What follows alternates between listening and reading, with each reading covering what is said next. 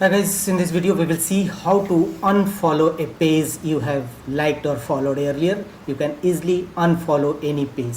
Go to your Facebook app and here from the bottom right corner you will find your profile icon. Tap on it.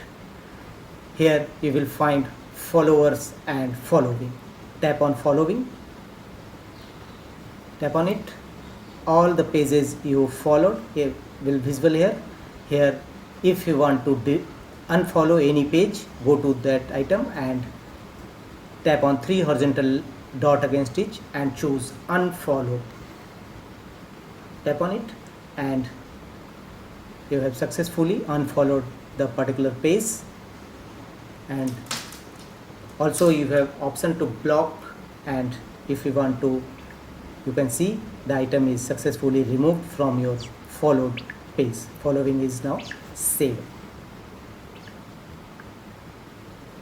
Again refresh your page, open your page, and you will now able to